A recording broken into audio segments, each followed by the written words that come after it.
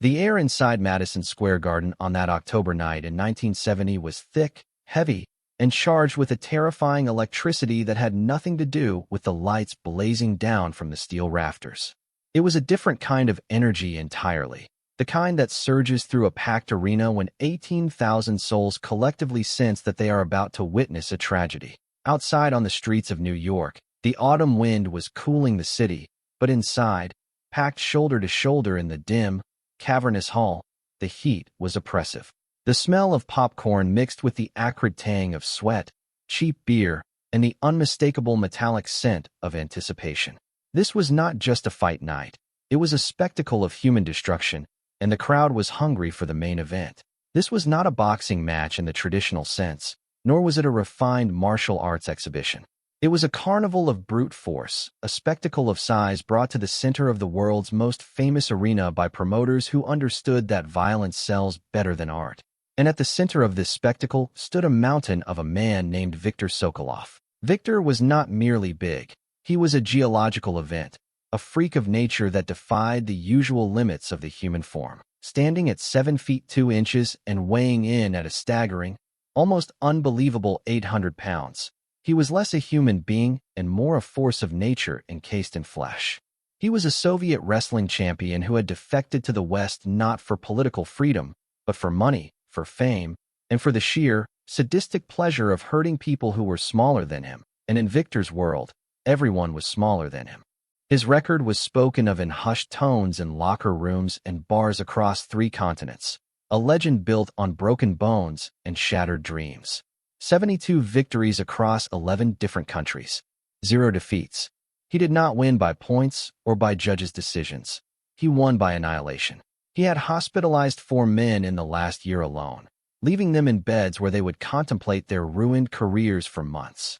He had broken ribs as if they were dry twigs, shattered collarbones with casual squeezes, and crushed the spirits of men who once thought themselves invincible. The promoters loved him because he was a monster the crowd loved to hate, a villain so pure in his arrogance that people paid astronomical sums just to see if anyone could possibly knock him down. Tonight, the promoters had arranged a special attraction, dubbing it the Ultimate Challenge. They had sent open invitations to fighters from every discipline, judo, karate, boxing, kickboxing, to step into the ring with the giant. The prize money was obscene. A glittering golden carrot dangled in front of desperate men, but the risk was life itself. One by one, the challengers had fallen throughout the undercard. A Golden Gloves boxer was carried out on a stretcher in the first minute, his nose smashed flat against his face. A judo master from Japan had been lifted like a disobedient child and slammed so hard onto the canvas that the ring posts shuddered, the sound of the impact echoing like a gunshot through the silent arena. By the time the intermission arrived, the mood in the garden had turned dark and somber. The initial bloodlust of the crowd had dissolved into a nervous silence. They had seen enough dominance. They had seen the limits of human endurance tested and broken. Now, they were just waiting for the ambulance to leave the loading dock so they could go home, the taste of the evening sour in their mouths. But Viktor Sokolov was not finished. He stood in the center of the ring, a microphone trembling in his giant, calloused hand, the ring lights gleaming off the sweat that poured down his forehead like oil on a stone. "Is this the best America has?" he bellowed, his voice a deep, rumbling bass that vibrated in the chests of the people in the front row. "I have crushed your boxers. I have broken your judo men. Is there no one here with the heart to face me? Is there no one left who is not a coward?" The crowd booed, a cascade of noise washing over him, but it was a sound laced with fear rather than defiance. Victor laughed, a cruel, jagged sound that seemed to mock the very concept of competition. He paced the ring with surprising agility for a man of his size, the ropes straining and groaning as he leaned his massive bulk against them.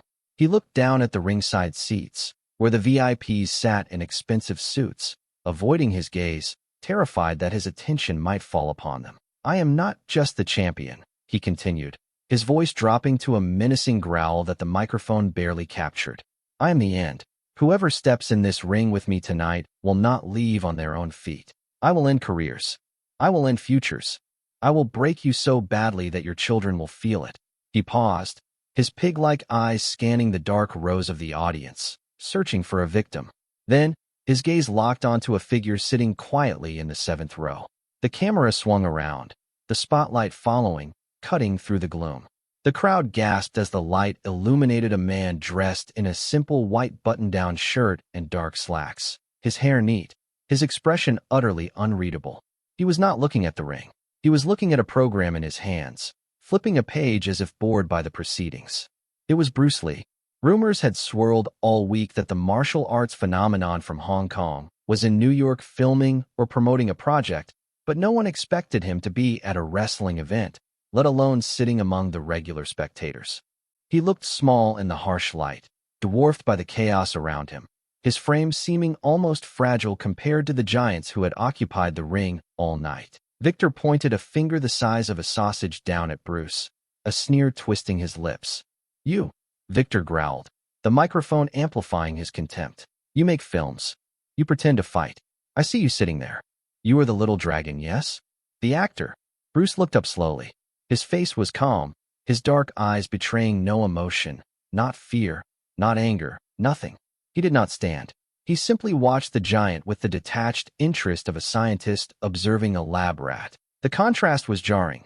Victor, a boiling pot of rage and noise, and Bruce, a still pool of water. "I am real," Victor spat, his voice dripping with venom. "You are a fake, a Hollywood toy. If you come to this ring, I will not pretend. I will break you. I will end your career tonight. You will never act again. You will never walk again. I will crush the life out of you in front of your fans." The arena fell into a stunned silence. Everyone knew who Bruce Lee was. They had seen his lightning speed on the silver screen, heard the whispered legends of his one-inch punch and his superhuman feats of strength. But looking at Victor's massive frame, the sheer physics of the situation seemed impossible. How do you fight a mountain? How do you break a stone wall with a human fist? The doubt in the arena was palpable, a heavy blanket of skepticism. Bruce stood up.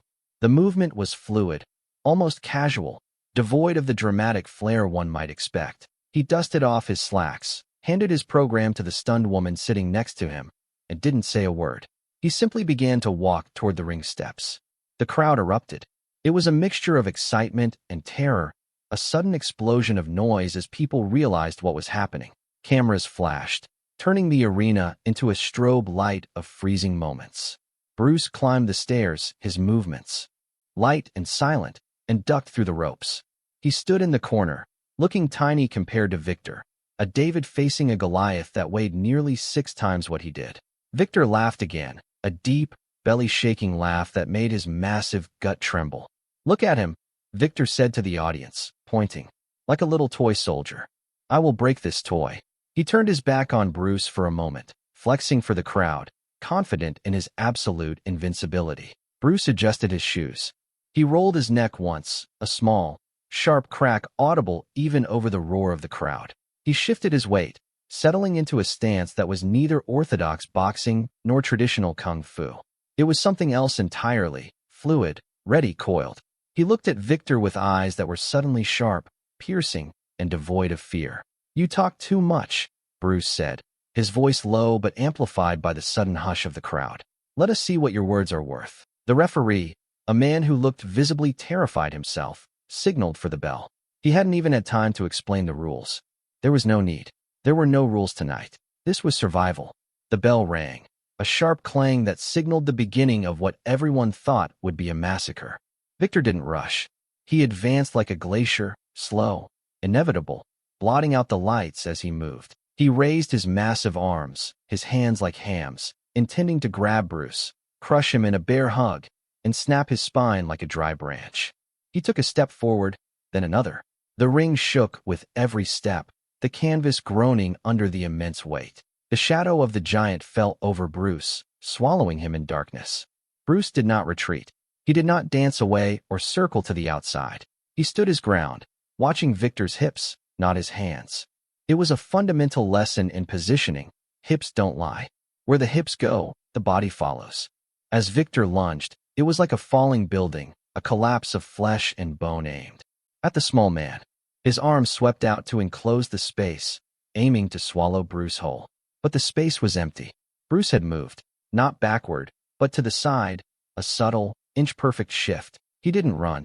He simply wasn't there when the trap closed. He stepped inside Victor's reach, a place where the giant was blind and helpless. Victor tried to turn, to track the little man, but his bulk was his enemy. He was slow, turning like a heavy ship in a storm, his momentum carrying him forward. For the first 3 seconds, the crowd saw nothing but a blur of motion. Victor spun, arms flailing, trying to catch a shadow. Then, the moment came. Victor, frustrated and roaring like a wounded animal, threw a massive, clumsy backhand strike, aiming to take Bruce's head off. It was a blow that could have decapitated a horse, carrying the momentum of a freight train. It sliced through the humid air with a terrifying whoosh. But Bruce didn't block it. He intercepted it. As the giant arm swung through the air, Bruce's hand shot out in a straight line. It was a motion so fast the cameras almost missed it, a blur of flesh and speed. He struck the inside of Victor's forearm with a precise, snapping hit, right on a sensitive nerve cluster. It wasn't a punch of brute power. It was a strike of interruption, a surgical disruption of the electrical signals running through Victor's body. Victor's arm spasmed violently. The giant momentum of his swing was disrupted. His body, off balance from the missed swing and the sudden interruption, began to tip forward, gravity finally finding its hold on the mountain. Bruce stepped in. He didn't punch Victor's face. He drove his fist straight into Victor's solar plexus, the pit of the stomach. It was a strike that didn't need to go through muscle. It needed to hit the air inside the balloon. The sound was like a tire bursting, a wet, heavy thud that echoed through the silent arena, loud enough to be heard in the cheap seats. Victor's eyes bulged. From his head, his mouth opened in a silent scream, his lungs seizing, refusing to draw air. All 800 pounds of him stopped. The machine was broken. But Bruce wasn't done. He knew that size recovers. He knew that pain passes. He needed to end it. As Victor doubled over, gasping like a fish on a dock, Bruce grabbed the giant's wrist. He pivoted his hips, dropping his own weight, using the earth itself as a lever. It was a move from judo, adapted, stripped of the uniform, pure mechanics applied to biology. He used Victor's own massive weight against him. Victor was falling forward. Bruce pulled and twisted, accelerating the fall, redirecting the energy. The giant didn't just fall, he crashed. The impact shook the entire arena to its foundations. Viktor Sokolov, the undefeated monster, slammed onto the canvas with a sound like a car wreck, a boom that rattled the floorboards. The ring ropes buckled violently. The turnbuckles shook. Dust rose from the canvas in a cloud. 6 seconds had passed. 7 seconds. Victor lay on his back, his eyes wide and staring at the lights, his chest heaving, unable to draw breath. He was paralyzed by the shock to his system, his diaphragm spasming. The wind had been knocked out of his sails, and the harbor was burning. Bruce stood over him. He didn't raise his hands in victory. He looked down, his expression one of clinical assessment, like a doctor checking a patient. He waited. Slowly, panic set in for Victor. He tried to move his arms, to push himself up, but his body wouldn't listen. The nerve strike had deadened his limbs. The breath was gone. He felt a pressure on his chest. Bruce had placed a foot, not hard, but firm, on Victor's massive chest. It was a symbolic pin, a gesture of absolute dominance. But Victor didn't see symbolism. He saw the end. Victor's eyes found the referee. The giant, the crusher of men, did the unthinkable. He tapped the canvas frantically. Once, twice, 3 times. He looked at the referee, his mouth moving, forming the words silently, his face a mask of terrified submission. Stop, please, stop. The referee dove between them, waving his arms frantically, his face pale with shock. It's over. It's over. 8 seconds. The bell rang again, but it was lost in the roar. Madison Square Garden exploded. It wasn't just cheering. It was a release of tension so powerful it felt like the roof would lift off the building. 18,000 people screaming in disbelief. They had seen a giant fall not to a giant, but to a man who understood the mechanics of the human body better than any scientist. They had seen the impossible become reality in the span of a single breath. Bruce stepped back, his face impassive. He reached down, offering a hand to the giant. It was a gesture of respect, or perhaps, of teaching. Victor looked at the hand, shame burning in his eyes, but he took it. Bruce couldn't lift him. No one could, but he helped him find his footing as other officials rushed in to stabilize the giant. Victor stood, trembling, holding his stomach, his arrogance shattered and scattered on the floor. He looked at Bruce, no longer with arrogance, but with a primal fear and confusion. How? Victor rasped, his voice broken and thin. How do you move like that? Bruce adjusted his shirt, smoothing out the wrinkles. He looked at the giant, then at the crowd, then back at Victor, his eyes calm and wise. You are strong, Bruce said, his voice carrying through the silent arena. But strength without control is just a rock waiting to be pushed. You are heavy. I am fast. Physics does not care about your muscles. With that, Bruce turned. He didn't wait for the announcer. He didn't wait for the trophy or the adulation. He ducked through the ropes and walked back up the aisle, through the stunned crowd, disappearing into the shadows of the garden as quickly as he had appeared, a phantom who had briefly stepped into the light to remind the world of a lesson it had forgotten. The newspapers the next day tried to write about it. David slays Goliath, the 8-second miracle. But the men in the press row, the old-timers who had seen Liston, seen Marciano, seen Ali, they just shook their heads. They knew they hadn't seen a fight. They had seen a lecture. They had seen a masterclass in efficiency, a demonstration that in a world of giants, the man who understands the lever is the one who moves the world. Viktor Sokolov fought once more after that night. He won, but he was never the same. He didn't taunt. He didn't threaten.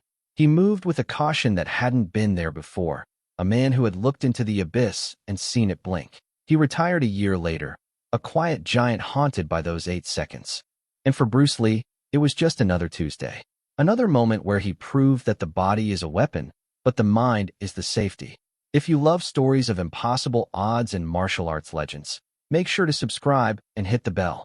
Because history is full of moments like this, moments where the giant forgets that size is just a number, and the dragon remembers that precision beats power every time.